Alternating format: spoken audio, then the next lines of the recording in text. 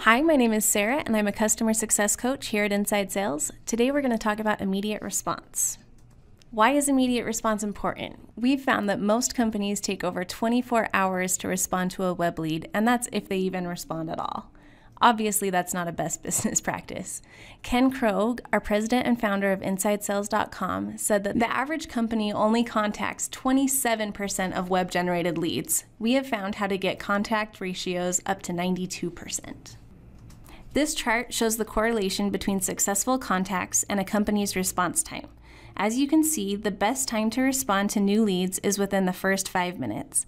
After those 5 minutes, there's a 10 times decrease in your likeliness to contact the new lead on the first dial attempt. Hopefully we've made it clear how important immediate response is. You can use the Inside Sales software to set up 2 different types of immediate response. We call them Call Now and Response Pop. Call Nows are most common and best for most sales teams. When configured, new records, commonly from our web form, are immediately placed at the top of a seek list so that the call now is presented to an agent when they move to the next record. This encourages aggressive outbound dialing. Instead of the record being inserted into a seek list, response pops route the new lead through an inbound rep queue. When an agent accepts the call, an outbound call is made to the lead. In many scenarios, agents will wait for response pops and limit their outbound dialing. Now we'll show you how to set up your immediate response workflow.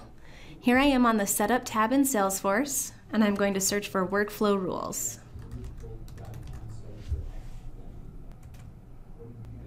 We're going to create a brand new rule, and most people will create this off of the lead object. If something else makes sense for your business, feel free to do that. For my rule name, I'm just going to call it Inside Sales Call Now. That way I remember that I'm using this for the Inside Sales software. And we also want to evaluate the rule anytime a record is created because I'm trying to call my brand new leads. Rule criteria, this will also differ from company to company. To keep it simple, I'm just going to go off of lead status.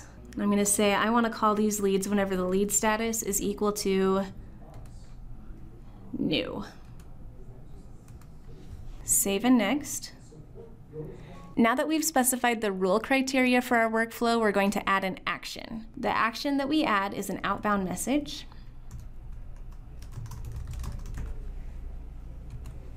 And here we enter our endpoint URL. The endpoint URL basically tells us where we want the call now to be sent to. Now we have the URL created for you, but you will need to substitute in your own company's subdomain. And at the end of the URL, you'll do the seek list ID number of where you want the call now to go. We'll show you how to find that in just a second. That's all we have to do on this page, so let's save. And there we go. It looks like we're done. I see my rule criteria, lead status equals new. Whenever a record is created, we're going to send the call now outbound message. So let's click done. And the last step, don't forget this one, it's important, is to activate. So that's how you set up a call now. To set up a response pop, it's the exact same way, but the only difference is we'll use a different endpoint URL for the outbound message. These are the outbound message URLs. You can copy them from this video or find them on our community site. For the call now, you'll need to replace your subdomain with the word subdomain and enter your seek list ID at the end of the URL.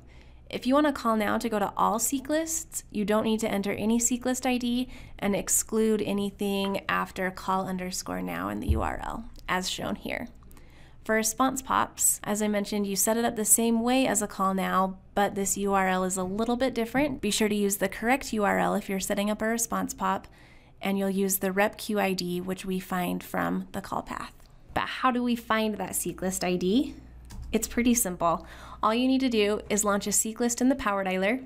You'll see your subdomain in the URL of the window that opens, and then about halfway through the URL, you'll find the ID number where it says Dialer Initiative ID equals.